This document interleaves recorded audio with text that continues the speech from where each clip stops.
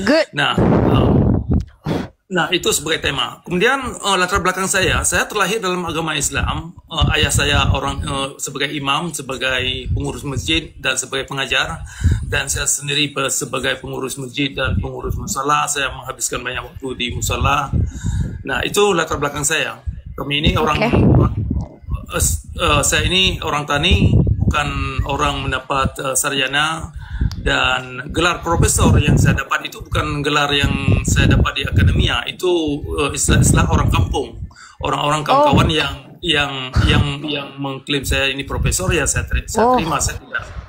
Berarti klaim dusta dari kawan-kawan Kristen loh berarti. Saya pikir Pak Cakra profesor betul. Sebentar dulu. Klaim itu bukan hanya dari orang Kristen, itu orang dari kalangan orang Islam itu sendiri. Orang Islam mengatakan Bapak profesor. Itu yang mereka klaim. Tapi Bapak tidak pernah kuliah. Saya tidak pernah kuliah. Saya ini orang kampung, saya ini orang tani. Nah, jadi it's okay. Kita lanjut. We still continue our discussion. It's okay about that. Yeah. Oke, lanjut. Oke. Nah, jadi nanti begini ya. Kita akan memfokuskan persoalan mekanisme pembentukan karakter, di mana karakter ini harus lahir dalam alam. Jadi bukan hanya sekedar mengklaim Nabi Muhammad ini orang baik-baik, tetapi kalau memang Nabi Muhammad ini orang baik-baik, kenapa ada kelakuan umat yang tidak baik? Jadi kita akan bangun korelasinya itu antara ajaran yang dianut dan perangai yang dilahirkan di dalam kenyataan. Siap. Oke, kita prolog. Saya 5 menit, Bapak Cakra 5 menit. Gimana? Boleh. Saya ini langsung strike to the point, tidak perlu berbasa-basi. By the way, saya sudah sampaikan bahwa dari sisi akademik saya seorang mahasiswi semester akhir prodi komunikasi penyiar Islam. 6 tahun saya my experience itu berdiskusi dengan banyak umat Kristen, pendeta dan juga orang awam. Maka kali ini saya ingin menjelaskan kepada Anda bahwa yang bisa saya lakukan adalah memberikan kepada Anda yang katanya mengikuti Yesus Christ dan Nabi Muhammad. Saya akan bandingkan kedua tokoh ini. Uswatun hasanah, akhlak mulia yang kita bilang pembentukan karakter dari kitab suci, right? Kita bicara tentang pembentukan karakter. Harusnya ketika kita sebagai seorang Islam, kita harus terbentuk karakternya mencontoh Nabi Muhammad SAW. Bapak Cakra sepakat? Tidak. Terus apa yang dimaksud dengan uswatun hasanah? Silakan. Uswatun hasanah yang diterangkan dalam ajaran agama Islam itu orang baik-baik. Itu yang diajarkan. Okay. Good. Itu aja konfirmasi. Oke. Definisi baik menurut Pak Cakra seperti apa? Apa parameter seseorang dikatakan baik? Yang saya mengerti baik itu jangan bohong. Oke, jangan bohong. Berarti Pak Cakra sepakat kalau ada orang yang berbohong maka dia tidak pantas diikuti. Sepakat? Sepakat. Good. Langsung poin saya ya. Saya minta Pak Cakra tunjukkan kepada saya Nabi Muhammad pernah berbohong, karena saya akan tunjukkan bahwa Yesus Kristus tidak pantas diikuti karena 3 kali dia berbohong dalam Bible. Ini materi saya tadi ya. 1. Yesus Kristus pernah berkata dalam Bible kepada orang yang mau mati di tiang salib, hari ini juga kau bersamaku di Firdaus. Ternyata Yesus Kristus hari itu tidak ke Firdaus, tapi dia mati 3 hari 3 malam ke dalam alam bawah tanah, alam maut. Dusta. Yang kedua, Yesus berkata, akulah jalan kebenaran dan hidup. Tidak ada yang dapat sampai kepada Bapa kecuali melalui aku. Dusta. Kenapa? Karena pada waktu itu, ternyata sebelum Yesus lahir ke dunia, sudah ada yang ke surga, yaitu Henok dan Elia. Yang ketiga, Yesus berkata dalam Lukas pasal 24 ayat 46, ada tertulis demikian, Mesias harus mati dan bangkit dari ketiga. Bapak Cakra, saya kasih waktu 5 tahun mencari dalam kitab perjanjian lama, karena Yesus berkata bahwa itu ada dalam kitab perjanjian lama. Tidak pernah ada. 3 poin saya buktikan bahwa Yesus pernah berbohong. Maka harusnya Bapak Cakra tidak perlu mengikuti Yesus. Paulus, dalam kitab Roma, ya pasal 3 ayat 7 atau 7 ayat 3, kurang lebih ya, dia berkata, kalau karena dustaku kemuliaan Tuhan semakin melimpah, kenapa aku harus dihakimi sebagai orang berdosa? Fix. Saya cuma minta satu saja. Kalau Nabi Muhammad ini tidak layak diikuti, Kalau dia adalah orang yang pendusta, tunjukkan kepada saya satu literasi. Nabi Muhammad pernah berdusta, sehingga kita tak layak ikuti Nabi Muhammad. Oke, baik. Pertama ini saya sarankan ya. Diskusi ini lebih baik jangan berbau dulu karena ini susah nih untuk mendapatkan jawaban kepada pembentukan apa yang harus dilakukan umat Islam kepada pembentukan karakter. Ini tolong dipikirkan dulu, jangan berbaur kepada perbandingan dua umat dulu. Tetapi kita lihat dulu secara di dalam umat Islam kita sendiri secara introspektif. Nah, kalau bisa mengerti ini, nanti saya paham. Oke, jadi karena begini, persoalan kondisi umat Kristen nanti ada diskusi terpisah. Kita akan diskusikan. Nah, jadi tadi Anda menanyakan apa buktinya Nabi Muhammad itu orang bohong. Yang pertama, ini ya, secara garis besar dulu, Nabi Muhammad atau diklaim oleh kaum ulama, Nabi Muhammad ini diutusnya ini untuk membawa umat kepada kehidupan yang terang benderang, kepada orang-orang baik, kepada orang-orang yang memang bisa meninggalkan kehidupan jahiliyah. Dalilnya, Pak, dalil. Nah, dalilnya. Ternyata yang kita dapat di dalam syariat Islam, poin-poin yang ada di dalam syariat Islam adalah mengajak umat kepada kehidupan yang zalim dalam beragama. Nah, poin dalil. Oke. Makanya penegakan syariat Islam sesungguhnya adalah penegakan kezaliman Nabi Muhammad dalam dan agama. Fakta. Dalil dan fakta. Jangan kalau Bapak tidak bisa tunjukkan dalilnya dan fakta, Bapak pendusta. Kalau saya tadi bicara pakai dalil, saya punya ayat dalam Bible dan saya bisa tunjukkan fakta bahwa sepanjang secara peradaban umat Kristen paling banyak menghabisi nyawa orang. Saya minta kepada Bapak tunjukkan secara data ada ajaran yang merusak dalam Islam, tunjukkan secara faktual di mana Nabi Muhammad pernah merusak peradaban seperti yang dilakukan oleh umat Kristen sepanjang sejarah. Itu poin saya. Kalau no data, berarti buat apa kita diskusi? Bicara dari sesuatu yang tidak ada dalil. Ya, poinnya kalau sama saya akademis sekali, Pak. Saya mahasiswi soalnya. Anda seorang petani yang dikatakan profesor, I don't care. Saya mau kita bicara itu bukan dusta yang keluar dari mulut kita. Tunjukkan dalil, ada ajaran di Islam yang merusak peradaban sebagaimana yang ada di Kristen, dan tunjukkan ada implementasi kerusakan oleh Nabi Muhammad dan sahabat dan juga tabi'ut tabi'in. Please, go ahead. Tunjukkan data. Oke, sebelum saya melangkah ya, kalau bisa saya sarankan kepada Anda ini sebagai mahasiswa. Dalam dialog intelektual, sikap yang Anda tunjukkan itu membuat agama Islam ini tidak relevan. Kenapa? Saya harap kalau Anda ingin cari kebenaran, tolong dengar dulu apa yang saya ungkapkan. Oke, saya mendengarkan. Jangan dipotong dulu. Saya tidak akan potong. Didengar dulu. Oke, kalau Anda tidak berdusta, saya mau data. Saya bicara utamakan data. Begini. Coba sabarkan dulu, dengar dulu, serapi dulu apa yang ingin saya paparkan. Nanti giliran Anda untuk mengcounter argumen apa yang saya tuangkan. Nah, siap. Tadi saya ingin menjelaskan butir-butir yang ada di dalam syariat Islam. Baik itu tadi perlakuan kaum ulama dan kaitannya dengan ajaran Nabi Muhammad. Jadi tolong sabar dulu. Kita ini bukan untuk cari menang. Saya sarankan dalam dialog ini sebelum saya melangkah ke sana dulu ya. Saya ingin agar pendengar di bawah dalam dialog itu lebih baik. Saya pribadi saya tidak mencari menang. Saya orang pencari kebenaran.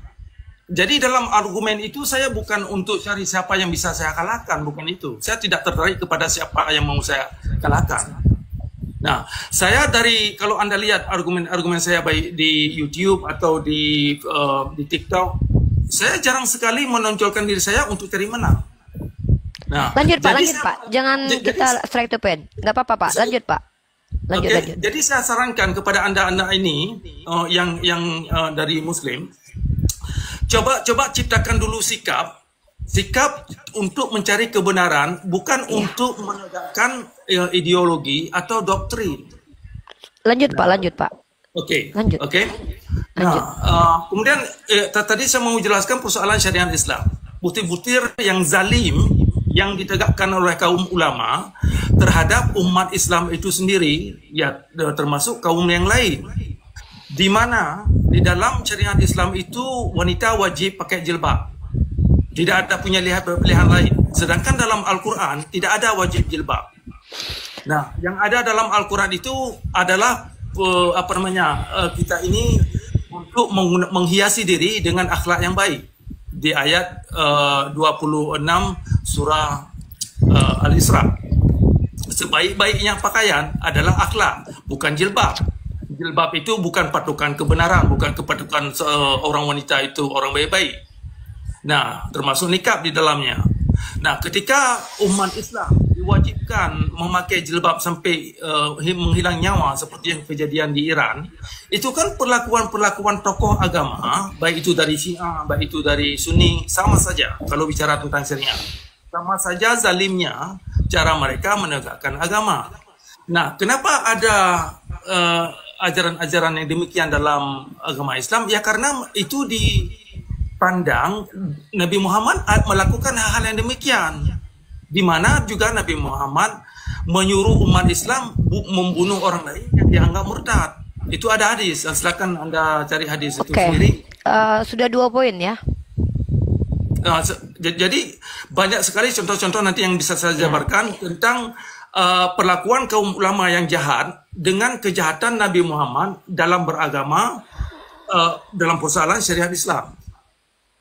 Oke, sudah? Oke, nah itu sudah, 2 poin dan banyak yang lain bisa didapatkan. Baik, mungkin saya harus sampaikan kepada Anda sebagai seorang mahasiswi, akhlaknya seorang mahasiswi itu adalah ketika kebohongan disampaikan itu harus dibantah. Itu akhlak mahasiswi. Mahasiswi di Islam itu sikapnya tegas, bukan bercium kudus dengan kedustaan. Bukti seseorang berdusta adalah ketika dia berbicara, dia tidak mampu tunjukkan data. Itu bukti seseorang berbohong. Ya, nah, yang harus Anda ketahui ketika Anda mengatakan tidak ada di dalam Al-Quran perintah untuk berhijab, ini saya tidak tahu apa Anda sudah selesai baca Al-Quran. Dalam Al-Quran surah An-Nur ayat 31, dan katakanlah kepada perempuan yang beriman agar mereka menjaga pandangannya, memelihara kemaluannya, dan janganlah menampakkan perhiasannya, auratnya kecuali yang biasa tampak darinya, dan hendaklah mereka menutupkan kain kerudung atau khumar ke dadanya. Lanjut. Khumar bentuk jamak dari khimar, artinya kerudung atau penutup kepala. Kalau Anda bilang hijab itu penutup, ya. Dan juyub, bagian dada atau belahan dada, itu tidak boleh dinampakkan. Saya tidak tahu apakah Anda mendukung orang Kristen dengan baju seksi ya, karena Anda laki-laki ya. Di Kristen memang tidak masalah, Pak. Nah, kemudian surah Al-Ahzab ayat ke-59. Wahai Nabi, katakanlah kepada istri-istrimu, anak-anak perempuanmu dan istri-istri orang mukmin, hendaklah mereka mengulurkan jilbabnya ke seluruh tubuh mereka. Yang demikian itu agar mereka lebih mudah dikenali sebagai wanita beriman dan supaya mereka tidak diganggu. Saya tidak tahu Anda mengatakan tidak ada kewajiban berjilbab dan berkhimar dan berhijab dalam Al-Quran. Saya tidak tahu apa Anda sudah baca ayat ini. Dan yang selanjutnya adalah kalau Anda mau menilai suatu agama karena perilaku umat beragamanya, Anda harusnya tidak memilih Kristen, Pak. Anda harus meninggalkan ajaran Kristen. Bahkan Anda tidak perlu berteman dengan orang Kristen. Kenapa? Sepanjang sejarah peradaban, coba Anda lihat, inkuisisi 500 tahun itu dilakukan bukan oleh orang Islam, Pak, tapi Kristen. Anda tahu kolonialisme? Kolonialisasi yang didukung oleh doktrin interkaitera yang dikeluarkan oleh Bulla Kepausan di Katolik tahun 1940-an, itu adalah ajaran, Pak, doktrin, di mana menurut Paus Alexander ke-6 bahwa Bulla Kepausan mengeluarkan apa? Negara-negara yang tidak dihuni oleh Kristen dan Katolik boleh dieksploitasi, yang tidak beragama dengan Kristen boleh ditumpas. Itu kenapa ada genosida terjadi, asimilasi paksa di Kanada, sampai tahun 2022 Paus yang kemarin meninggal itu meminta maaf kepada orang Kanada karena ada asimilasi paksa. Ini baru agama yang merusak peradaban. Kalau seandainya parameter Anda, agama dilihat dari perilaku umatnya, maka Kristen yang harus Anda katakan agama yang tidak patut diterima. Ini fakta sejarah. Anda tahu perburuan penyihir perempuan hampir ratusan ribu yang dihabisi nyawanya karena mereka pintar. Anda tahu tentang tragedi yang terjadi perang salib berkali-kali. Yerusalem di bawah tangan Umar Ibn Khattab ketika diambil kunci sama Sopronius. 372 tahun aman damai. Ini yang Anda bilang agama yang salah, agama yang tidak damai. 372 tahun aman Yerusalem, kampung halaman Yesus Christ, di tangan Umar yang adalah menantu dan sahabat Rasulullah yang mengikuti Rasulullah. Anda bilang agama ini tidak damai. Lalu Anda bicara ulama. Ulama mana yang Anda maksud? Ulama banyak. Mungkin yang Anda maksud ulama-ulamaan, seperti Anda yang profesor-profesoran. Jadi kalau Anda bicara, jangan mengatakan ulama kalau Anda tidak mengerti definisi ulama. Ulama definisinya orang berilmu dan menjalankannya. Kalau ada orang yang terlihat seperti ulama, ulama itu bukan pakai peci, bukan pakai baju koko, tapi mereka berilmu dan mengamalkan ilmunya. Ketika Anda mengatakan bahwa agama Islam itu tidak relevan untuk digunakan saat sekarang ini, minta ajaran mana? Kalau Anda bilang BUNUH, habisi nyawa orang. Anda baca dalam Al-Quran, tidak diizinkan berperang pada dasarnya, tapi diizinkan kalau apa? Kalau diperangi. Kalau bukan karena orang Aceh itu menggunakan ayat ini, Anda pikir keluarga Anda bisa merdeka, Pak? Snok Horgonye yang menjual tanah Aceh kepada orang Belanda. Tahu Anda itu? Kalau tanpa ayat diwajibkan kalian berperang melawan orang-orang yang memerangi kalian, Anda pikir Anda bisa tenang senyum sekarang ini bersama kita di sini? Habis Anda di bawah jajahan Belanda. Anda tahu bagaimana Belanda menganggap orang Aceh itu adalah orang-orang yang sangat harus dimusuhi. Kenapa? Ketakutan mereka dengan kekuatan orang Aceh yang akidahnya sangat kuat tentang Islam. Lalu Anda mengatakan bahwa agama ini tidak patut dan agama ini tidak pantas dikatakan agama uswatun hasanah. Alam saja mengatakan bahwa Nabi Muhammad SAW adalah rahmatan lil alamin. Faktanya, negara Europe yang dalam dunia kegelapan itu Anda tahu, menurut data yang saya punya, yang mengeluarkan Eropa dari alam kegelapan itu Anda tahu siapa? Agama Islam, peradaban Islam. Peradaban Islam, brother. Ini cara diskusi yang baik dan benar pakai data. Bacakan ayatnya, tunjukkan fakta sejarahnya. Sekarang saya kasih Anda data ya. Betapa Islam adalah agama rahmatan lil alamin. Bahkan Kristen pun mendapatkan kemuliaan dari agama Islam. Saya tunjukkan Anda data. Kalau diskusi sama saya, sorry ya, sebagai seorang mahasiswi, saya diajarkan dosen saya untuk berdata. Setidaknya saya kasihlah ya. Nih, saya kasih Anda contoh. Satu contoh ya. Jadi kalau kita bicara mana agama yang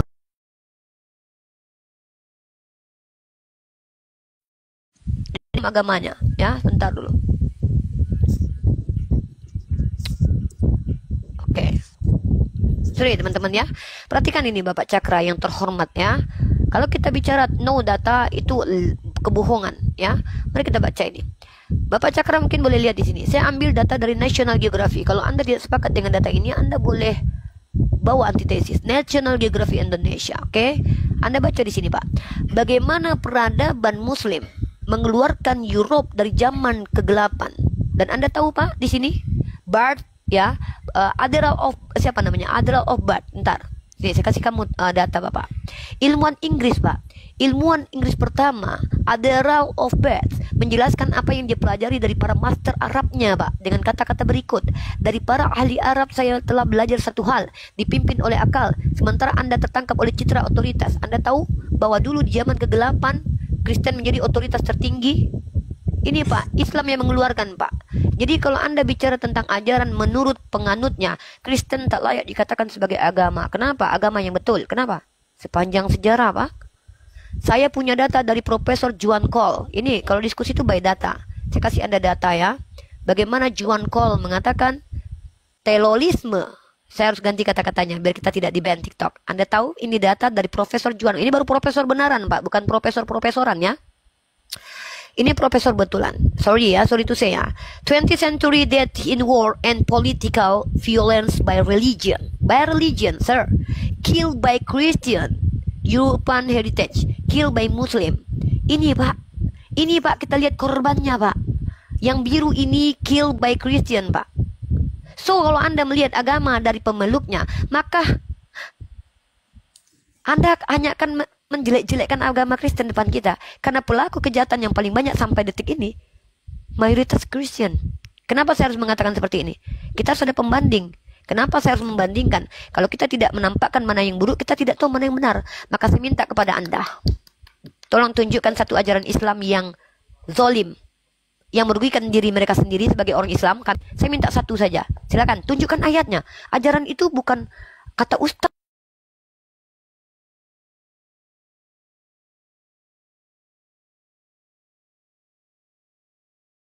Kata ustaz. Saya sarankan kembali ya tentang format diskusi. Anda seorang mahasiswa. Tadi saya sudah saya sarankan.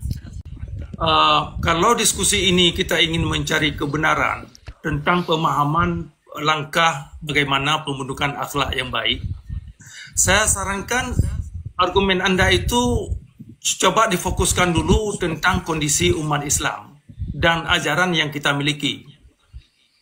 Nah, jadi format yang Anda tunjukkan itu adalah format yang sangat dipopulerkan oleh masyarakat Islam, sehingga argumen-argumen itu tidak punya substansi argumen apa-apa. Nah, ada beberapa hal yang ingin saya tunjukkan kepada Anda, bahwasanya terjemahan Al-Quran yang sudah menjadi standar persoalan jilbab, yang sering diterjemahkan juga tebing, itu bermasalah. Dalam realitas alam, itu nggak jalan.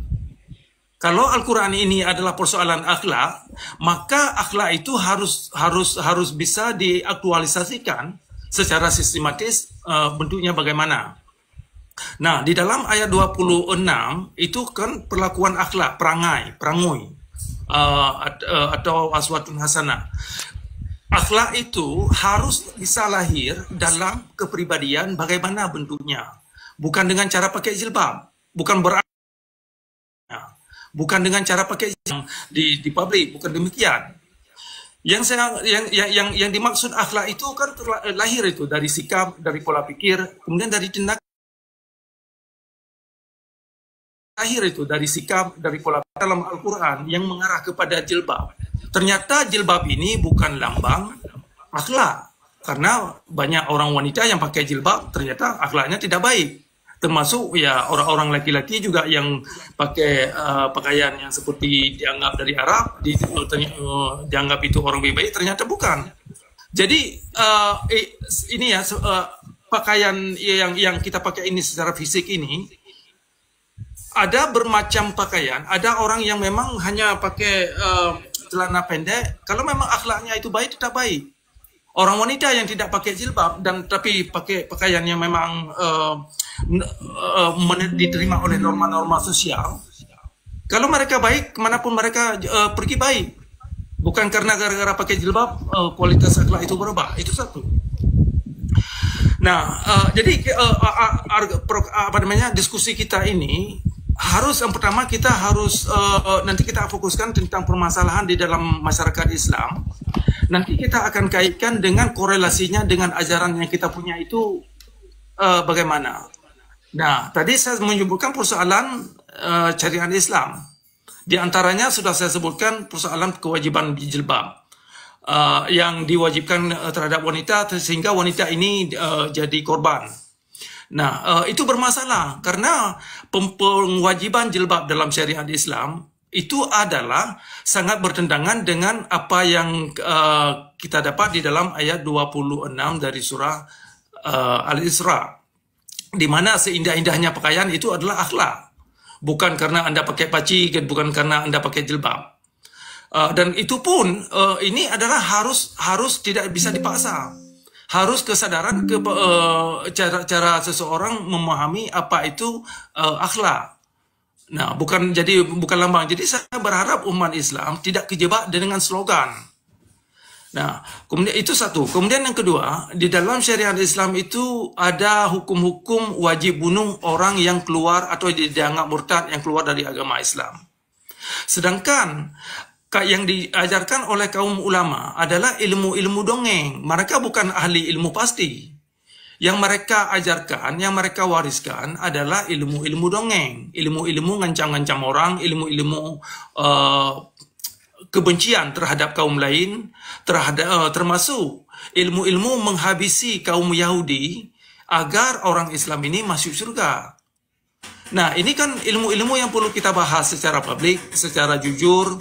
Kenapa ada ajaran kebencian dalam Islam yang begini rupa sehingga masyarakat Islam secara akhlak sangat terpuruk dan tidak aman. Semakin umat Islam tenggelam dalam syariat Islam, semakin jahat mereka jadinya. Nah, ini sudah terbukti contoh di Aceh. Di Aceh itu umumnya orang umat Islam. Umumnya. Nah, tapi kalau Anda lihat perangai pelaku mereka, itu sangat jahat. Umumnya. Nah, jadi toleransi beragama ada sedikit toleransi terhadap agama lain, tetapi itu pun sangat semu, sangat tidak asli. Tapi toleransi antara umat Islam dengan umat Islam dia sendiri, misalkan kita orang Islam yang terlahir dalam agama Islam tidak aman hidup dalam masyarakat Islam gara-gara hanya berbeda pendapat. Pondok Muhammadiyah dibakar oleh orang Islam di Aceh. Ini ada masalah apa? Padahal Muhammadiyah itu nggak begitu banyak selisih dengan orang Ahlussunnah. Sedikit saja berbeda pendapat. Tetapi kenapa Pondok Muhammadiyah ini dibakar? Dan kemarin ini beberapa hari yang lalu pesantren ada beberapa anggota pesantren ini kena bunuh atau diancam. Kemudian beberapa tahun yang lalu di Aceh seorang tengku di Aceh itu dibunuh karena gara-gara berbeda pendapat dengan tokoh-tokoh masyarakat lainnya.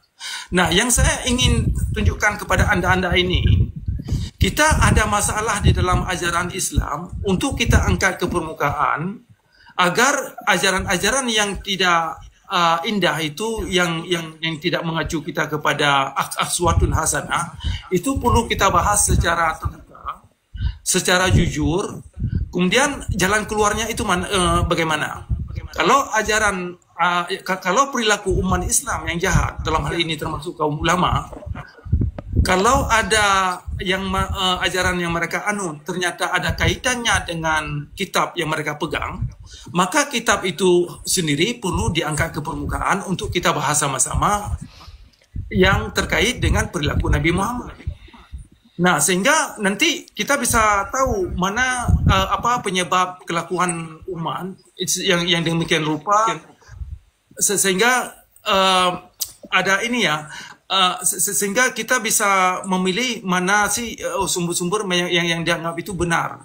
Jadi kebenaran itu tidak hanya sekedar dalam konsep abstrak, dalam teori, tetapi nilai benar itu atau nilai indah yang dimaksud indah atau akhlak. Interupsi Pak Cakra.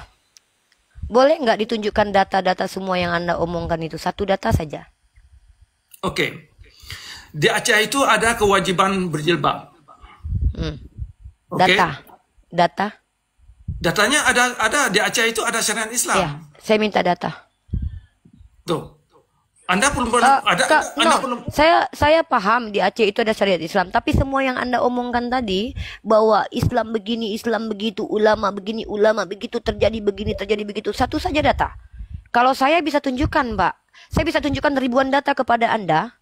Saya akan kasih Anda, ini diskusi, Pak. Ya, mohon maaf saya potong. Perhatikan, Pak, kalau Anda bilang ulama mengajarkan dongeng, ini kayak gini, saya kasih contoh. I give you sample ya, I give you sample. Bagaimana cara membuktikan bahwa ada ajaran dongeng? Begini, Pak, kalau kita mau objektif discuss, kita itu tunjukkan definisi dongeng. Ini by Christian ya, Pak. Ini, Pak, definisi dongeng itu macam gini. Besarkan saya Bang Al ya. Bapak bilang tadi ulama mengajarkan dongeng, Bapak tidak tunjuk data. Ini kalau saya tuh mengajarkan dongeng itu Bible ada datanya. Contoh ini, Alkitab Sabda. Di sini Bapak ini punya Kristen, Pak. Ini ada Kemenhukamnya ya, Kementerian Hukumnya ya. Dongeng. Bapak tahu kitab yang memuat dongeng itu justru Bible. Bapak kalau mau buang kitab yang ada dongeng, Bapak buang Bible ya. Ini dongeng adalah dipakai mengungkapkan suatu cerita yang indah, tapi bersifat dibuat-buat dan sering bersifat sindiran yang diberikan untuk menyampaikan kepada pendengar suatu yang bermanfaat meskipun tidak disenangi. Jadi cerita Yotam tentang Pohon Raja dalam kitab Hakim, Bapak perhatikan saya Pak, ini data namanya Pak. Kitab Hakim pasal 9 nomor 7 dan cerita Yoas tentang rumput duri dan pohon aras dalam 2 Raja-Raja pasal 14 nomor 9 dapat disebut dongeng. Oke, ini namanya dongeng Pak. Kitab suci yang ada dongeng dan pengajaran dongeng, bukan ulama yang mengajarkan dongeng Pak, Paulus Pak. Nih, dan mereka semua minum minuman rohani. Bapak perhatikan ini, menurut penafsir ND ini mereka punya Pak. Bapak perhatikan saya Pak, dari tadi saya mendengarkan perkataan Bapak tidak tunjukkan satu data pun. Ini Pak, bukan ulama yang mengajarkan dongeng. Nih, yang mengajarkan dongeng adalah Paulus. Menurut suatu dongeng orang Yahudi, batu pemancar air minum itu mengikuti kaum Israel pada perjalanannya dalam gurun pasir. Paulus, dia botak kayak Bapak, dia mirip sekali dengan Bapak, serius. Bapak kalau tengok itu foto Paulus mirip banget, serius. Saya pikir tadi Bapak ada kerabat lah. Paulus menggunakan dongeng ya Paulus menggunakan dongeng, sekali lagi saya ulangi, Paulus menggunakan dongeng itu sebagai mengandung perlambangan mengenai Kristus. Ini ajaran dongeng.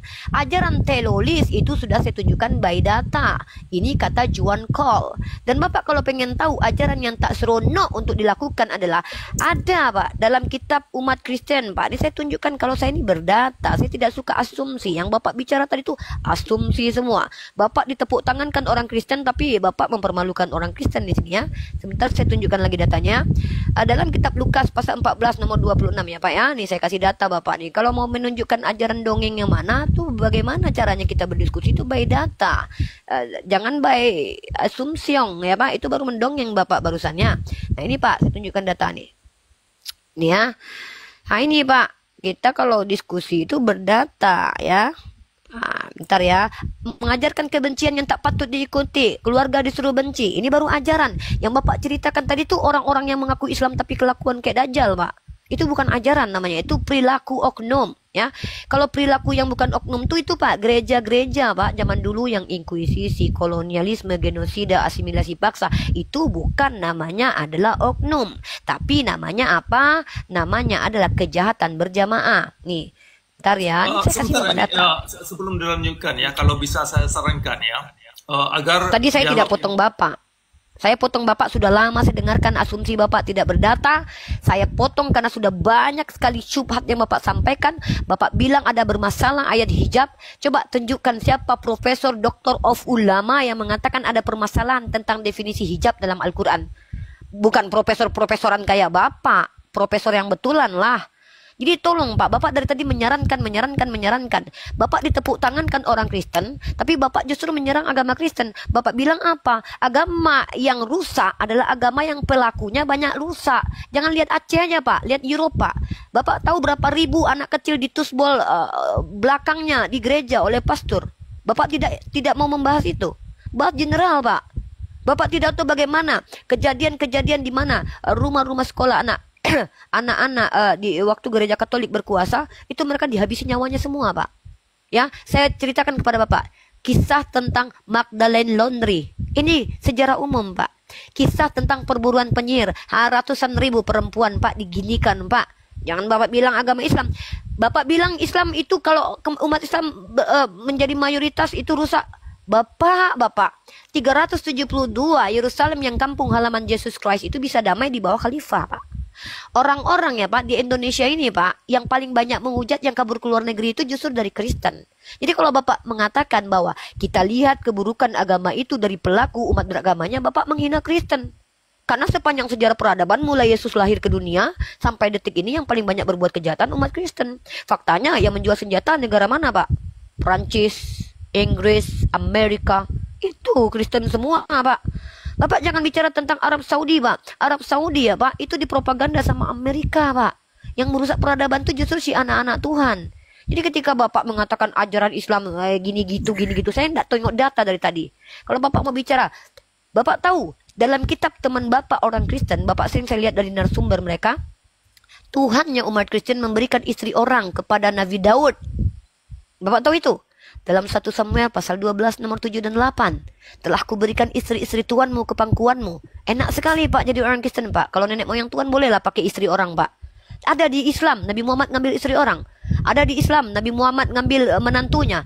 Tidak ada Nabi Muhammad punya menantu Pak. Yang meniduri menantu itu Yehuda Pak. Nenek moyangnya Tuhan orang Kristen. Jadi kalau Bapak mau bicara tentang ajaran, bawa sama saya ayatnya. Tadi saya sudah tuntut. Tunjukkan satu ayat Al-Quran dan hadis yang mengajak merusak diri dan merusak orang lain. Bapak tak tunjukkan data dari tadi. Tapi kalau kita sepakat berdua, kenapa saya bawa Kristen? Karena saya pendiskusi lintas agama Islam dan Kristen. Saya membandingkan dua agama ini. Maka saya kasih Bapak contoh. Kalau ingin melihat ajaran yang tidak patut untuk dijalankan ini. Nah, barang siapa tidak membenci bapaknya, ibunya, keluarganya, tidak bisa jadi pengikutku. Diajarkan untuk membenci Pak. Ini dalil Pak. Ini data. Nah, lalu kita lihat sekarang. Bapak bandingkan Indonesia dengan Eropa. Bapak tahu di Indonesia agama yang boleh diikuti, yang boleh di undang-undang diizinkan ada berapa? Lebih dari 1 Pak. Padahal mayoritasnya Islam. Bapak main-main Pak ke Eropa Pak. Di Eropa itu Pak, yang boleh diterima cuma 1 agama Pak. Katolik Pak, Spanyol Pak. Jadi kalau Bapak mengatakan di Indonesia ini Bapak tidak dapat toleransi, jangan Bapak bicara tentang perilaku umat beragama. Karena kalau saya bongkar perilaku umat beragama, kita bandingkan, akan malu agama Kristen di hadapan kita berdua, Pak. Karena sepanjang sejarah peradaban, yang merusak peradaban itu justru datang dari mereka. Ajaran teks, saya bisa tunjukkan secara tekstual, ajaran yang merusak peradaban. Bapak tahu seorang Agustinus itu melakukan inkuisisi gara-gara kitab Lukas, di mana tertulis, paksalah rumahku harus penuh. Itu Ibu Rita Wahyu yang bilang, datanya dalam sarapan pagi biblikal tentang inkuisisi. Bapak tahu Martin Luther? Martin Luther itu mempengaruhi Hitler untuk melakukan Holocaust. 6 juta orang Jews mati, Pak. Giliran Islam, banyak rabi-rabi. Rabi-rabi Yahudi mengatakan mereka tenang hidup di dalam Islam karena jizyahnya kecil. Tapi pajak yang diberlakukan oleh orang Romawi, Pak, mencekik leher. Jangan Anda berbohong depan saya, Pak. Saya muslimah, Pak. Muslimah itu diajarkan untuk bicara benar. Dan ada data kalau bicara. Mahasiswi, Pak, saya. Saya pikir Anda tadi profesor. Sudah excited saya mau diskusi. Ternyata profesoran. Jangan berdusta seperti Paulus. Karena dustaku kemuliaan Tuhan semakin melimpah. Kenapa aku harus dihakimi? Don't do that, sir. Sir, kasih saya data. Tunjukkan satu ajaran dalam Islam, baik Al-Quran dan hadis, bahwa ada perintah untuk merugikan diri kita dan orang lain. Seperti yang ada dalam kitab Kristen. Bapak tahu kisah Uzza dalam Kristen? Uzza, Bapak tahu? Uzza adalah orang yang dihabisi Tuhannya umat Kristen karena dia teledor. Dia tak sengaja tahu pegang tabut Tuhan, habis depan Tuhan. Bapak tahu Arkan? Arkan itu dibakar hidup-hidup dengan keluarganya karena dia mencuri punya Tuhan, Pak. Bapak tahu kisah Onan? Dia cuma buang spermanya keluar, tak mau menghamili kakaknya, dihabisi sama Tuhan umat Kristen. Coba tunjukkan kepada saya, di mana Allah Subhanahu wa taala berlaku keji seperti itu. Jadi kalau Anda mengukur agama itu baik buruknya karena perilaku umatnya, Anda menelanjangi agama Kristen depan kita saat ini. Karena saya punya bukti. Ratusan data, baik tekstual Biblos, ayat-ayatnya, Pak, dan juga faktual fakta sejarah, Pak, bahwa agama teman-teman Bapak Kristen itu sedang Bapak permalukan. Kalau menilai agama baik buruk dari pelakunya, Pak, berhenti, Pak. Nanti soalnya saya pembanding agama antara Kristen dan Islam. Saya apologet dari Islam. Saya harus membandingkan. Nah, sekarang saya tanya sama Bapak, tunjuk satu ayat Al-Quran dan hadis, ya, secara tekstual dan kontekstual dan pemahaman para ulama yang menyuruh kita habisi nyawa orang tanpa sebab seperti yang dilakukan oleh Tuhannya umat Kristen yang memerangi suku Amalek turun-temurun, membandingkan manusia dari manusia ini dan satu yang lainnya, Bani Israel dimuliakan, yang lain habisi nyawanya. Tunjuk, Pak, ada tidak ajaran di Al-Quran rasis seperti Imamat pasal 21, di mana orang yang cacat berbongkol tidak berhak datang ke tempat Tuhan. Ini pembentukan akhlak. Bapak kalau bicara pembentukan akhlak, saya sudah tunjukkan data. National Geography, Adra of Bed, seorang scholar Inggris pertama beragama Kristen mengatakan, dipimpin akal itu datang dari Arab. Kenapa? Ada perintah tolabul ilmu faridatun ala kulli muslim, kewajiban umat Islam belajar. Ketika ada orang Islam yang tidak belajar, mereka salah, mereka melanggar ajaran Islam. Mereka tidak tolabul ilmu, mereka tidak paham. Tapi ketika Anda mengatakan bahwa ya kita lihat kerusakan ajaran Islam, dari tadi saya tungguin. Mana data ajaran Islam itu yang tak patut untuk dijalankan saat sekarang ini? Kalau ajaran Kristen saya bisa tunjukkan banyak. Bapak mau berapa bukti? 20, 30, 50 saya kasih malam ini. Tapi ayolah, Pak. Bapak, dalam teori kebenaran ada 9 teori kebenaran. Yang pertama, kebenaran yang terkorespondensi. Yang kedua, kebenaran yang koherens. Ketiga, kebenaran yang pragmatis. Keempat, kebenaran performa. 9 sampaikan 4 di sini. Dalam teori kebenaran korespondens, apa korespondensi dari omongan Bapak itu? Terkorespondensi dengan apa? Mana data-datanya? Kalau saya ada. Dan kalau kita bicara tentang koherens, mana faktual dari ucapan Bapak itu? By data. Jangan kata saya. Dan saya tunjukkan pragmatis, mana ajaran Kristen yang layak bisa dilakukan pada saat sekarang ini. Dan saya tunjukkan kepada saya juga kebenaran performa. Bapak bilang tadi ada ulama yang mengatakan ada kesalahan tekstual tentang ayat hijab. Saya mau tahu, Pak, secara kebenaran performanya. Sebutkan nama ulamanya. Itu baru kebenaran. Tapi kalau cuman Anda yang bilang, ini namanya dusta, Pak. Mirip seperti Paulus. Bukan cuma wajah Bapak mirip Paulus. Saya punya foto. Ini saya tunjukkan foto. Betul-betul mirip. Saya tidak tahu Anda inkarnasi Paulus ya. Bentar. Saya tunjukkan Anda betul-betul. Nih, saya tunjuk. Cuma Paulus ada rambut sedikit di belakang-belakang sini. Ya. Maaf ya, saya ini kan ini nih. Cuma Paulus agak panjang jenggot. Kalau Bapak jenggot agak putih, Paulus agak hitam nih. Bedanya Bapak botak total. Kalau Paulus tidak. Ini Bapak perhatikan nih. Mirip betul Bang, kan? Mirip sekali Bapak dengan Paulus. Cara-cara Bapak pun mirip sekali.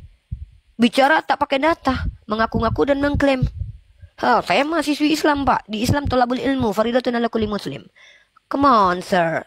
Come on. Be honest, sir. Jujur. Jujur, sir. Jangan melakukan polemik kontroversi hanya untuk mendapatkan sesuatu yang cuma sedikit dunia ini, Pak. Please, Pak. Yang kita butuhkan itu bukan orang cerdas. Betul kata Bapak, jilbab ini bukan simbol kemuliaan, tapi ini kewajiban. Saya paham, banyak juga para sundal-sundal yang pakai jilbab. Begitu juga dengan kebotakan. Kebotakan itu bukan simbol kecerdasan. Banyak juga orang yang agak tolol juga yang botak gitu loh. Tolol juga yang botak gitu loh. Jadi sama seperti itu. Jadi mohon dengan sangat diskusi dengan saya itu by data. Kalau tidak by data, mending Bapak jual kacang goreng lah Pak. Jadi petani aja Pak. Jadi petani aja Pak, saran saya Pak. Merusak peradaban kalau Bapak jadi profesor-profesoran kayak gini. Bapak ditepuk tangan nih orang Kristen. Hebat Pak Cakra. Haleluya. Roh Tuhan bersama Anda. Yang Anda bicarakan dari tadi apa? Nonsense. Nothing. Saya minta data. Silakan Pak. Kalau Anda tidak bisa tunjukkan satu ayat Al-Quran atau hadis di mana ada ajaran yang tidak relevan, ajaran yang merusak diri sendiri dan merusak orang lain, itu baru keren. Tunjukkan Pak Cakra. Ya, silakan. Oke, baik. Oke, terima kasih. Kira-kira ini saya mau tanya ini ya, karena saya diundang untuk berdialog. Ketika saya ingin menuangkan sesuatu pemikiran,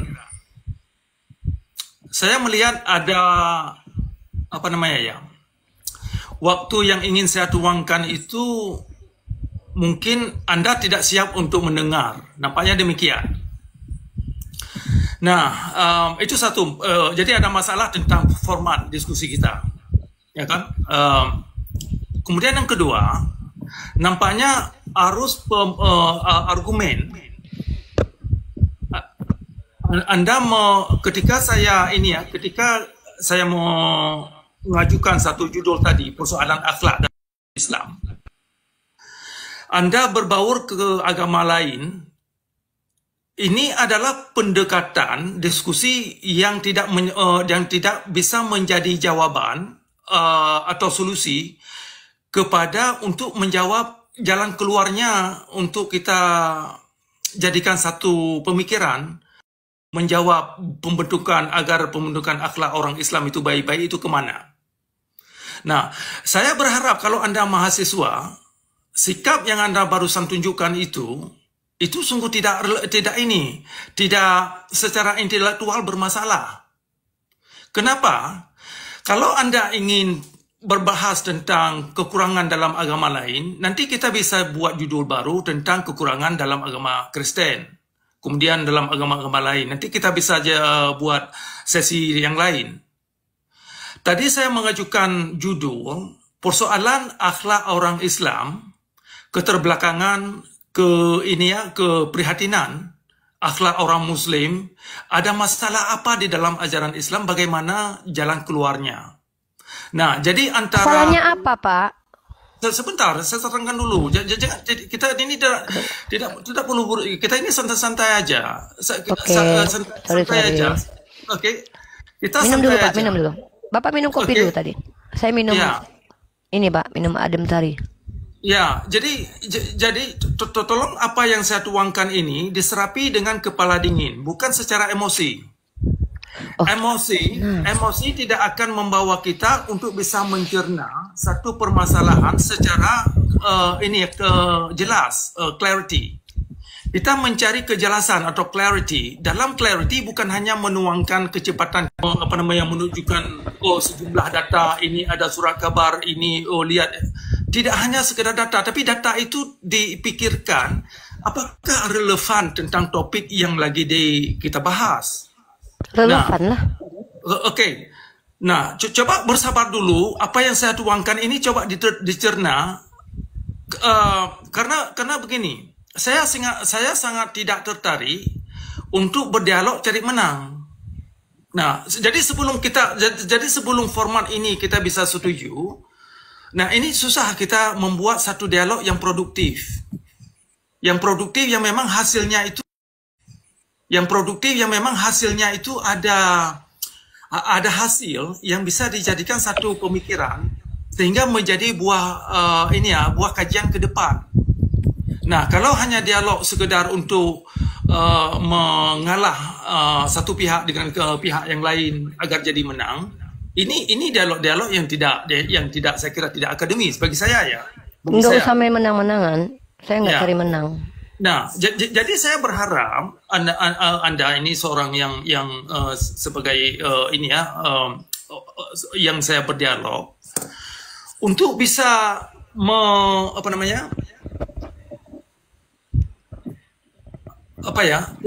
untuk bisa bersabar dulu tentang krisis yang saya tunjuk, karena saya ini terlahir dalam agama Islam. Dan saya masih, tadi Anda nampaknya menuduh saya bukan orang Islam, saya orang Kristen. No, saya dengar Anda tadi mengikuti 2 kitab, itu makanya saya ambil 2 agama ini. Anda bilang. Sebentar, oke, makanya tolong bersabar, tidak perlu terlalu cepat dalam argumen. Ini tidak perlu terburu-buru. Kalau Anda salah mengerti, coba dikonfirmasikan dulu apa benar itu yang saya ucapkan. Nah, sehingga kita tidak salah paham antara yang saya klaim dan kesimpulan yang Anda pegang atau yang Anda sebutkan. Saya konfirmasi, makanya saya minta data kan? Ya, jadi beberapa kali saya mendengar terkesan Anda memandang saya ini orang Kristen. No, saya sudah tanya Anda di awal tadi kan. Saya tanya Anda agamanya apa. Anda bilang Islam, tapi Anda mengikuti 2 kitab, yaitu mengikuti Yesus dan juga Nabi Muhammad kan? Begitu kan tadi? Anda salah mengerti. Terus? Tadi saya bilang, ini saya ulang. Saya pencari kebenaran dimanapun datangnya, baik itu dalam kitab, baik itu datang dari Quran, baik itu datang dari Bible, baik itu datang dari agama lain. Saya tidak open tentang agama. Yang saya cari adalah kebenaran siapapun yang bilang. Baik itu kebenaran yang disampaikan oleh orang yang gali pari, yang gali orang-orang kerja bangunan yang tidak ada sekolah sama sekali. Kalau memang ada kebenaran pada dia, itu saya pegang. Nah, kemudian sebaliknya, kalau klaim ulama, klaim Nabi Muhammad, kalau tidak ada kebenaran atau klaim siapa saja yang dikatakan nabi, kan siapa saja harus Nabi Muhammad, siapapun nabi. Kalau memang tidak ada kebenaran, itu saya tidak bisa terima. Walaupun mereka klaim ini sudah banyak mengeluarkan sekian buku dan lain-lain lah. Kalau memang tidak ada kebenaran itu tidak akan ada, walaupun dibalut dengan kulit, dengan stempel-stempel slogan apa aja. Nah, jadi saya ulang ini tentang orientasi mencari kebenaran ini bagaimana. Ini saya ulang. Kalau ada kebenaran pada orang yang tidak ada sekolah, dia tidak bisa membaca pun, karena dia orang miskin, ya kan? Kerjanya cuma gali pari. Kalau ada kebenaran pada dianya, itu saya terima. Nah, sebaliknya kalau orasi atau statement-statement para cendekiawan Muslim, baik itu datang dari Nabi atau diklaim dari Tuhan, kalau memang tidak ada kebenaran, kalaupun diklaim datangnya dari kitab-kitab apa gitu kan, datangnya dari profesor. Nah, kalau memang tidak ada kebenaran itu tidak mungkin dibuat-buat. Jadi esensi kebenaran itu harus ada dalam alam, harus bisa kita nilai bagaimana bentuknya, harus sama-sama bisa kita lihat. Nah, itu satu. Kemudian saya ingin kembali tentang pertanyaan Anda yang Anda ingin tanyakan tentang contoh-contoh yang tidak baik dalam unsur-unsur syariat Islam yang mengacu umat kepada kezaliman dalam beragama. Jadi pemaksaan jilbab, Anda katakan itu kewajiban. yang wajib itu siapa? Yang wajibkan itu siapa? Karena itu persoalan terjemahan Al-Quran yang telah dibentuk oleh kaum ulama untuk mewajibkan jilbab itu kepada masyarakat. Nah, jadi ada masalah tentang terjemahan Al-Quran yang perlu kita lihat kembali, perlu kita tinjau kembali tentang persoalan pemasaan jilbab kepada wanita. Nah, tadi saya sudah tunjukkan ada ayat yang memang sangat universal yang perlu dipertimbangkan, ayat 26 dari surah Al-Isra, di mana seindah-indahnya pakaian adalah akhlak. Maka hiasilah dirimu dengan akhlak yang baik, karakter. Nah, bagaimana kita bisa tiba ke sana kepada karakter akhlak yang baik? Ya, bukan dengan cara ngancam-ngancam orang yang berselisih pendapat, dengan bakar-bakar rumah orang, ya dengan kebencian, misalkan Nabi Muhammad, ada hadis ini, Nabi Muhammad menyerukan untuk membantai kaum Yahudi agar orang Islam masuk surga. Nah, ini ada hadis, silakan Anda baca nanti, bisa saya tunjukkan, dan banyak beberapa hadis yang dirawikan. Nah, ini kan ajaran-ajaran yang diakui atau yang diamalkan oleh orang-orang Arab, terutama orang-orang teroris, terutama orang Hamas. Nah, di dalam preambul atau di dalam charter Hamas, itu mereka gunakan hadis-hadis yang demikian. Nah, kemudian di ayat 29 dan ayat 123 surah At-Taubah, itu kan mengandung ajaran-ajaran, kalau kita pakai terjemahan standar sekarang ya, ke terjemahan Kawaket yang sudah lazim dipakai oleh orang Islam. Kalau kita pakai terjemahan demikian, dua ayat itu mengacu umat kepada ajaran-ajaran kebencian, benci tetangga, memusuhi kaum agama lain, dan menaklukkan agama-agama lain. Nah, jadi ada sejumlah ayat dalam Al-Quran yang terkait dengan qatilu atau qatil. Nah, jadi kata qatil itu perlu kita pikirkan sehingga ayat Al-Quran itu tidak mengandung bunuh-membunuh dan memerangi agama lain. Jadi banyak masalah yang dalam Al-Quran itu yang perlu kita pikirkan kembali agar sejumlah ayat-ayat yang mengandung ajaran-ajaran kekerasan dalam beragama itu bisa diterjemahkan kembali.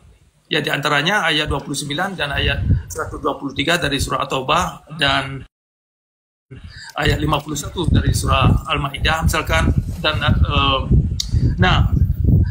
jadi tidak hanya kita mengutip Al-Quran dan langsung memegang terjemahan yang sudah menjadi standar, itu menjadi kebenaran, tidak cukup. Perlu kita kaji kembali apakah terjemahan yang sudah lazim dipakai oleh orang Islam itu layak. Yang jelas begini, ketika Al-Quran itu di bawah syariat Islam, Al-Quran ini tidak layak sebagai petunjuk. Kenapa? Karena sejumlah ayat-ayat Al-Quran itu digunakan oleh kaum ulama untuk menjadi untuk menzalimi kaum muslim dan kaum lain. Jadi korban syariat Islam bukan hanya orang-orang di luar agama Islam. Korban syariat Islam, korban utamanya adalah orang Islam itu sendiri. Nah, jadi saya mengajak Anda yang mahasiswa untuk bisa kritis melakukan introspeksi bagaimana kondisi masyarakat Islam sekarang. Nah, secara global, ini saya tunjukkan secara global. Masyarakat Muslim menggunakan, kenapa masyarakat Muslim secara global cuma punya sikap-sikap tidak toleransi dalam beragama, termasuk ketika mereka datang ke negara Eropa, negara-negara yang menggunakan sekularisme. Karena dalam tradisi Islam tidak bisa menerima konsep demokrasi, tidak bisa menerima konsep sekularisme, tidak bisa menerima konsep-konsep liberal. Nah, artinya ketika umat Islam mengkambing hitamkan kondisi mereka, karena kalau memang syariat Islam itu bagus, sudah membawa orang Islam itu orang baik-baik dan sistem negaranya baik dan komunitasnya itu sangat rahmatan lil alamin. Ngapain mereka ke negara lain? Kenapa mereka ke negara barat? Nah, jadi kalau memang sistem agama Islam itu sudah hal yang terbagus dalam agama Islam, Maka misalkan Aceh nih ya, Aceh. Kalau ajaran agama Islam itu bagus, seharusnya kan Aceh itu sudah maju. Peradaban masyarakat itu mulia. Kita orang Islam seperti saya ini yang terlahir dalam agama Islam bisa aman dalam masyarakat. Nah, tetapi kenapa para profesor-profesor yang kritis, para pendidik-pendidik yang kritis yang ingin mencoba memahami tentang permasalahan syariat Islam, mereka tidak bisa berbicara. Kalau mereka berbicara, kalau memang syariat Islam itu bagus, seharusnya Aceh itu sudah maju, sudah bisa memberi kontribusi kepada Indonesia, peradaban yang maju mulia. Ternyata pada kenyataannya umat Islam yang menggunakan syariat Islam, ternyata mereka terperogok ke dalam kezaliman dalam beragama dengan sikap-sikap halal darah. Nah, halal darah itu adalah sikap bunuh-membunuh dalam beragama. Itu diajarkan oleh Nabi Muhammad yang perlu kita gugat. Kenapa Nabi Muhammad menyuruhkan umat Islam membunuh kaum kita sendiri hanya gara-gara berbeda pendapat? Nah, di dalam ayat Al-Quran, ayat 89, kalau nggak salah, surah An-Nisa, itu terkait dengan membunuh seorang yang dianggap keluar dari agama Islam. Nah, terjemahan yang demikian, perlu kita kaji. Terjemahan yang digunakan oleh Kementerian Keagamaan, mengandung ajaran yang demikian, itu perlu dikoreksi, perlu diterjemahkan kembali agar ayat-ayat yang demikian itu tidak lagi menjadi bumerang bagi umat Islam itu sendiri. Nah, jadi kembali kepada tujuan akhlak itu. Jadi akhlak baik ini kan harus ada ingredient atau harus ada resep. Resepnya itu apa? Narasi yang bagus yang perlu ditanam dalam hati dan dalam ini akal pikiran. Kalau narasinya tidak bagus, maka umat ini akan hasilnya akan tidak bagus. Berapa menit lagi Pak Cakra? Ingin saya tambah sedikit. Persoalan pola pikir ini, kenapa pola pikir ini penting? Kan misalkan ayat 11 dari surah Ar-Ra'd. Di sana dikatakan, innallaha la yughayyiru ma biqaumin hatta yughayyiru ma bi anfusihim. Nah, itu kutipan, bukan seluruh ayat. Itu satu kutipan. Biasanya diterjemahkan, Tuhan tidak akan merubah nasibmu sebelum kamu. Terjemahan itu tidak banyak dimengerti oleh orang Islam. Kenapa? Bapak aja mungkin karena Bapak petani, jadi Bapak nggak ngerti. Padahal petani di kampung saya pintar-pintar. Udah saya potong aja kelamaan. Pak Cakra, ngerti data nggak? Data itu dokumentasi. Dari tadi saya 3 kali kasih kesempatan Anda, profesor-profesoran ini, tidak ada satupun data yang Anda tunjukkan. Anda kutip-kutip Al-Quran tanpa mengerti teks dan konteks. Satu. Yang kedua, Pak, inilah teman-teman yang nonton hampir 5.000 orang ini. Kalian kalau sekolah jangan sampai pagar. Dari tadi panjang kali lebar saya minta data, tapi Anda sudah panjang dan saya dari tadi minta data loh. Tunjukkan data ajaran di Islam yang memerintahkan orang habisi nyawa orang seperti yang ada di Biblos tanpa alasan yang jelas. Mana datanya, Pak? Kalau Anda saya dari tadi dengarkan Anda. Dalam surah At-Taubah, Anda adalah orang yang saya yakin akan bersama dengan banyak orang Kristen di Indonesia. Kalau penjajah datang ke Indonesia, Anda akan cium kudus dengan penjajah. Karena di dalam surat At-Taubah, dalam surat At-Taubah itu, Anda dari tadi banyak fitnah. Kalau Bapak, bedanya Anda dengan Paulus adalah Paulus hidup di abad pertama, Anda hidup di tahun 2025. Tapi keseluruhan, baik bentuk dan cara Anda berbohong pun sama persis dengan Paulus. Saya minta data. Saya minta kesediaan host. Apa ada kita mempunyai waktu berbicara, misalkan Anda lama sekali, Pak. Saya sudah melihat waktu Anda terlalu lama. Omongan Anda tidak memiliki dasar apapun. Anda kutip ayat Al-Quran tanpa mengerti. Dalam surat At-Taubah, asbabun nuzul ayat itu ketika Nabi sedang berperang. Otak Anda kemana? Jadi saya minta data. sebagaimana ada di dalam Bible, disuruh tumpas orang-orang yang tidak bersama keyakinan dengan mereka dan tunjukkan kepada saya, habisi nyawa orang tanpa alasan seperti yang ada di Bible. Saya ini membandingkan dua ajaran supaya Anda paham mana ajaran yang benar, mana ajaran tidak benar. Kenapa saya bandingkan kedua agama ini? Karena Anda mengajak saya menilai agama dari perilaku umat beragamanya. Gini Pak, Anda bilang di Aceh, Anda bilang Aceh tak maju. Maksud Anda yang maju itu seperti daerah yang ada di Indonesia yang Muslim. Nih saya tunjukkan kepada Anda. Pak, kalau diskusi itu kayak saya Pak, pakai data. Nih, mau menunjukkan negara yang mayoritasnya non-Muslim. Nih, perhatikan baik-baik Pak Cakra. Mungkin maksud Anda itu maju itu supaya banyak kumpul kebo. Mungkin Anda maksud begini. Jadi maksud Pak Cakra, perempuan-perempuan jangan berjilbab. Perempuan-perempuan boleh tidur barengan dengan laki-laki yang nggak ada muhrimnya. Kenapa? Syariat Islam menghalangi Pak Cakra untuk bisa tidur bareng dengan wanita yang bahkan Pak Cakra tersakiti mungkin kalau ada perempuan berhijab. Karena Pak Cakra pengen lihat tetek perempuan mungkin. Kumpul kebo makin marak di RI Pak. Ini wilayah paling banyak. Bapak tahu wilayah paling banyak apa? Bapak pikir wilayah Islam? Pak, ini penelitian Pak. Ini cohabitation ini adalah penelitian dari studi pada tahun 2021 yang berjudul The Untold Story of Cohabitation mengungkapkan bahwa kumpul kebo lebih banyak terjadi di Indonesia bagian timur yang mayoritasnya penduduknya non-muslim. Ini peradaban yang maju menurut Anda? Ini peradaban maju di mana daerah yang wilayahnya non-muslim ini boleh tidur bareng tanpa pernikahan. Anda bicara tentang Aceh, maju seperti apa yang Anda mau? Boleh kumpul kebo, boleh buka baju orang, boleh tak pakai celana dalam mau kemana-mana begitu. Itu yang maksud Anda maju.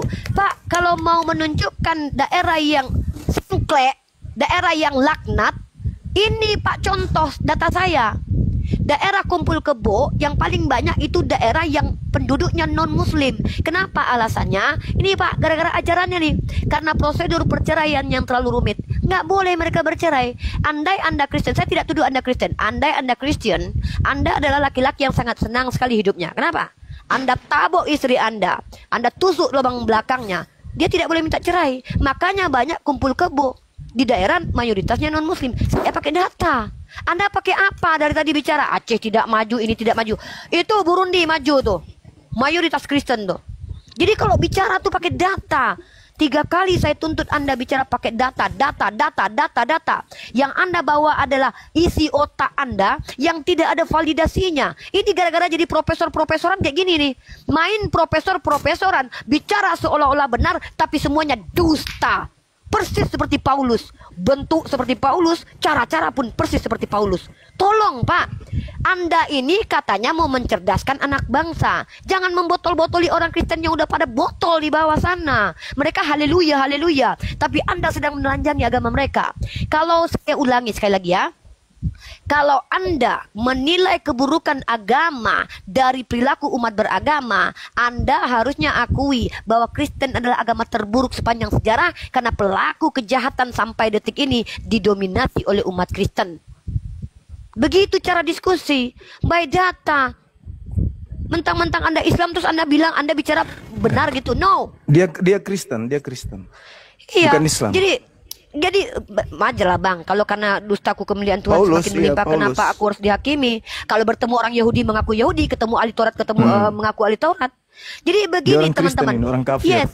Kalian teman-teman yang menonton, anak-anakku yang menonton, jangan kalian ngaku profesor, jangan kalian terima gelar profesor kalau kalian cuma tukang cangkul. Ini rusak peradaban. Rusak peradaban.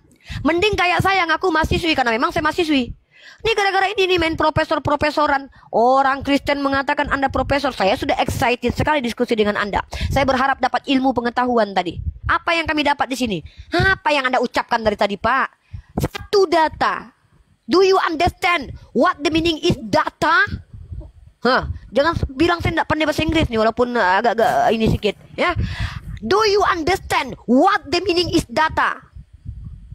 Please give me data.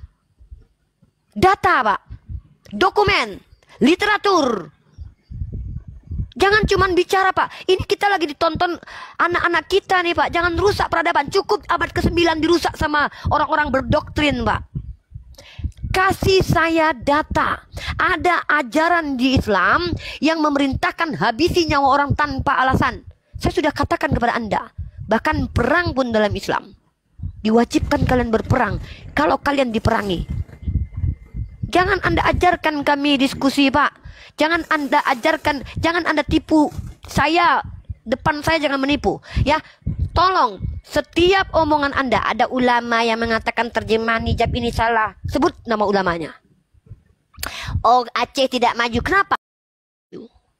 Ada alasannya. Siapa yang telah meneliti? Saya punya penelitian. Anda punya apa? Tolong Pak, jangan bodoh-bodohi lagi umat Indonesia ini ya. Jangan, kalau orang Kristen Anda bodoh-bodohi ya saya tidak masalah. Pengikut-pengikut Edis Anda bodoh-bodohi saya nggak masalah. Anda aja dibilang profesor kok. Anda saja dibilang profesor loh. Anda dipanggil profesor loh. Oh my God. Aduh. Mungkin gini Pak, ini abang saya ini, beliau ini bukan cuma sekedar tukang cangkul ya Pak ya. Tapi beliau tidak perlu dikatakan profesor nih. Kalau dia mau jadi murid saya boleh. Kalau dia mau jadi murid saya boleh. Belajar dulu sama guru saya ini. Kenapa? Cara diskusi yang baik dan berdata, belajar sama guru saya. Bapak, tolong Pak, jangan buat ras manusia itu rusak Pak gara-gara Bapak. Apa yang Bapak bicarakan dari tadi? Bapak mengerti dengan yang Bapak ucapkan? Saya tanya dulu, Bapak mengerti dengan yang Bapak ucapkan dari tadi? Bapak mengerti? Coba kita Bapak jangan confuse. Saya tanya baik-baik. Bapak mengerti tidak dengan definisi yang Bapak ucapkan tadi? Bisa minta ini ya, kalau boleh, karena saya ini tamu di sini dalam Komal ini, saya tamu. Saya juga tamu. Saya ingin minta host, kalau saya bicara itu waktunya itu berapa lama? Suruh minta data dek. Kalau nggak ada data suruh aja pulang ke neraka. Kalau tidak ada data, berhenti. Data. Tidak perlu terburu. Perlu emosi. Itu dalil, bukan cuman modal congor kayak di PT-PT Anda itu. Dalil yang kita butuhkan. Begini mas, ya kan? Kalau Anda ingin tunjukkan kualitas umat Islam, ya dalil Islam itu. Dalil. Saudara diam dulu. Islam itu dalil. Tidak ada dalil itu bukan Islam. Orang kalau berbicara Islam itu harus ada dalil. Makanya di Islam itu ikra. Saya kalau minta dalil sama Anda nangis nanti di sini. Bicara Islam itu bicara dalil, Bung.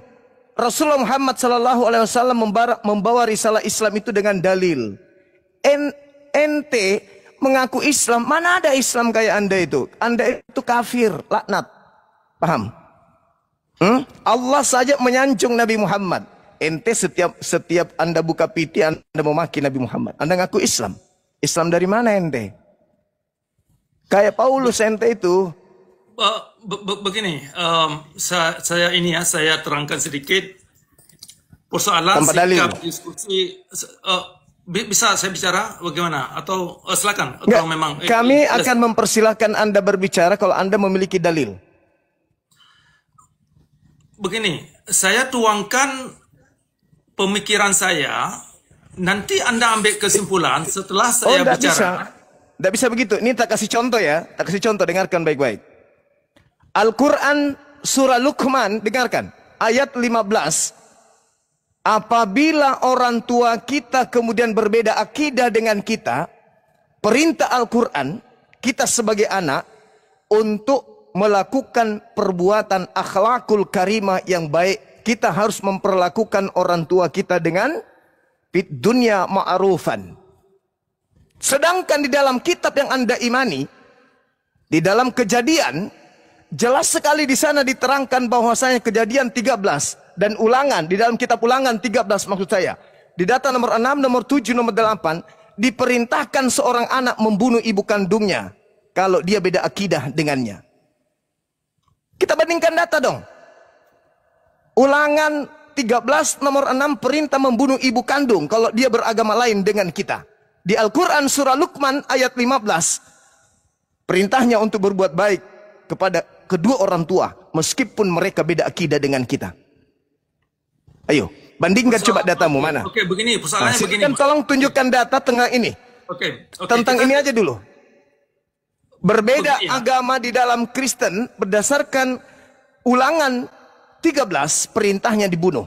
Baik ibu kandung kita, anak kandung kita, ayah kandung kita, kalau beda agama wajib hukumnya dibunuh. Itu ada dalilnya. Ulangan 13, 16, 17. Di Islam surah Luqman beda akidah bukan dibunuh. tetapi tetap kita berbuat baik kepada mereka. Itu dalil. Nah sekarang coba tunjukkan pernyataan saudara tentang akhlak. Silakan. Maaf ya Dinda, silakan dibesarkan Dinda ini. Saya cuma meluruskan saudara ini. Kalau misalnya dia tidak bisa kasih data, tendang aja. Kalau saya sudah selesai Bang, saya sudah katakan sama saya berdata. Karena saya mahasiswi ya Bang, saya tidak diajarkan untuk mendengarkan orang jahil Bang Zuma. Jadi silakan Bang Zuma ambil alih. Saya di sini diundang untuk mendengar pemikiran saya. Tadi saya katakan waktu kita buka Komal ini, saya bukan orang untuk berdebat untuk mencari menang. Saya bukan orang corak-corak orang untuk menggunakan ad hominem terhadap seseorang. Saya bukan corak orang yang demikian. Saya seseorang untuk mencari kebenaran tentang substansi kebenaran yang dimaksud yang ada dalam alam. Saya bukan ideologi, bukan ideolog, seorang ideolog. Saya bukan mempertahankan ideologi. Nah, jadi Anda nampaknya salah mengerti, dikira saya ini orang ideolog, dikira saya ini orang Kristen. Tapi Anda di dalam argumentasi, sabar. Anda dalam argumentasi saudara, di setiap PT saudara itu menyalah-nyalahkan Islam, menyalah-nyalahkan Nabi Muhammad. Berarti Anda merasa menang. Anda merasa menang berarti. Karena Anda menyalahkan. Ketika ada yang salah, Anda yang menang. Makanya Anda bertanggungjawabkan setiap ucapan saudara yang berbicara mengenai akhlak. Boleh. Sabar dulu, sabar dulu, sabar dulu. Itu bagus. Nah, iya, sabar dulu. Saya minta satu data di dalam Bible kitab Anda. Data di dalam Bible kitab Anda. Baik perjanjian lama atau perjanjian baru, tindakan yang jangan ketawa Anda, jangan ketawa. Tindakan dengar dulu. Tindakan yang dipercontohkan Yesus kepada ibunya Maria yang baik. Ada nggak Yesus pernah memanggil ibunya dengan panggilan mama? Itu aja dulu. Nampaknya Anda salah mengerti. Saya tidak salah mengerti. Anda Kristen, Anda kafir, Anda laknat, Anda kafir, bukan Islam. Tenang aja kawan-kawan. Tenang. Saya sangat tenang. Saya sangat tenang. Anda aja yang ketabok. Anda seorang kafir laknat yang mengaku-ngaku Islam, tapi Anda itu adalah kafir. Seorang Islam menghujat Nabi Muhammad itu mustahil. Hanya Paulus yang memiliki karakter seperti itu. Kepada orang Yahudi ngaku Yahudi, kepada orang Yunani ngaku Yunani, kepada orang yang melakukan Torah mengaku sebagai penganut Torah. Ya, hanya Paulus yang mencontohkan itu dan Anda mempraktekannya. Jadi ada beberapa kali belakangan ini saya mengeluarkan beberapa statements atau video. Di antaranya saya mengatakan bahwasanya penegakan syariat Islam sesungguhnya adalah penegakan kezaliman Nabi Muhammad dalam beragama. Itu satu. Nah, itu fitnah. Mana contohnya? Anda memfitnah, Anda menghina itu. Tenang dulu. Jadi ini saya terangkan. Coba sabar dulu, tidak perlu buru-buru Mas. Coba mana dalilnya? Coba. Yang Anda katakan sebagai landasan kezaliman dalam bersyariat. Tenang dulu, tidak perlu tenang dulu, dengar dulu. Coba sabar. Coba memiliki kesabaran. Coba Anda berbicara pakai dalil. Boleh nggak Anda berbicara pakai dalil? Boleh nggak? Saya tunjukkan kebohongannya aja Bang ya. Dia bilang dia bukan Kristen ya Bang ya. Dalam Cornelius Rahmato Jati Channel, Pak Cakra Aceh percaya Yesus. Teman-teman perhatikan ya. Kalian lihat itu Paulus ini, Cornelius Rahmato Jati Channel. Bapak ini percaya kepada Yesus. Teman-teman perhatikan, mirip sekali dengan Paulus. Iya, bertemu Yahudi, bertemu ahli Taurat, mengatakan ahli Taurat walaupun bukan ahli Taurat. Ngeri Pak, Bapak ini menipu sekali loh Pak. Mungkin ditendang aja orang ini. Ngapain dia tinggal di sini? Sebentar dulu, kita diskusi. Sebentar, tenang dulu. Anda kalau ngaku Kristen, baru saya mau diskusi dengan Anda. Ngaku enggak? Begini. Ngaku enggak Kristen? Begini, saya kena coba yang baru saya katakan tentang persoalan hubungan syariat Islam dengan kelakuan Nabi Muhammad. Ini coba didengar dulu. Kemudian ada suatu pernyataan lagi, saya katakan bahwasanya Nabi Muhammad itu adalah fiksi. Ya, ini akan saya terangkan dua statement ini. Botak. Jadi, Kau menyerang Nabi jadi, Muhammad dengan tuduhan seperti itu, tak? Itu otakmu nggak berfungsi berarti. dengar, makanya coba didengar dulu. Jadi teman-teman ya, teman-teman perhatikan, Anda kita ke sudah neraka membongkar aja. kebodohan ya. Pertama, orang Kristen mengatakan dia profesor. Itu kenapa saya katakan umat Kristen senang dengan kebodohan. Profesor-profesoran dikatakan profesor. Ternyata botak Paulus bukan profesor. Kang Cangkul diprofesorin sama Oten. Ternyata Kristen, tuh Kristen agamanya, ngaku-ngaku Islam. Teman-teman perhatikan ya, kenapa kita harus permalukan orang seperti ini? Supaya generasi kita nggak dibohong-bohongi dan dibodoh-bodohi. Ngakunya profesor Cakra. Memang kalian lihatlah si Edwin kayak pas itu, Profesor Metatron. Memang dengan dusta mereka harus sebar, guys. Bilang profesor loh. Jadi Kasihan. tidak perlu, kita itu tidak perlu gini lah. Tidak perlu sok lembut, sok baik. Saya bilang, maaf ya Bang Zuma ya. Perhatikan baik-baik, tidak perlu sok lembut, sok baik. Karena tai itu lembut tapi bau dan kotor. Umat Islam nggak ada kayak gitu, sok-sok lembut, nggak ada menye-menye kita. Benar katakan benar, salah katakan salah. Dari tadi kita tuntut data, tidak satu pun data yang dia ucapkan. Ucapkan adalah tuduhan seperti tuduhan Kristen persis. Silakan Bang Da. Iya, jadi saya melihat PT beliau tadi disampaikan sama sahabat Al. Saya buka PT beliau. Ternyata dia isinya menghujat Nabi Muhammad kaitannya dengan syariat. Sementara dia mempraktekkan mengikuti apa yang disyariatkan Nabi Muhammad, memelihara jenggot dan mencukur kumis. Lucu orang ini. Kedustaannya sudah terbongkar. Pertama, saya pikir dia profesor Bang, karena setiap VT-nya dia dikatakan profesor. Lalu dia bilang, saya bukan profesor, tidak pernah sekolah Bang. Tidak pernah sekolah. Tadi saya udah record itu, ada di YouTube itu. Tidak pernah sekolah ternyata, tidak pernah secara akademik menimba ilmu pengetahuan. Inilah Kristen-Kristen yang menonton. Mereka mengatakan bahwa Cakra adalah profesor. Inilah kenapa teman-teman, penting kita itu ketika ada klaim sepihak, kita identifikasi dulu. Seperti itu. Dan kedustaan-kedustaan yang dilakukan oleh umat Kristen. Ini fakta.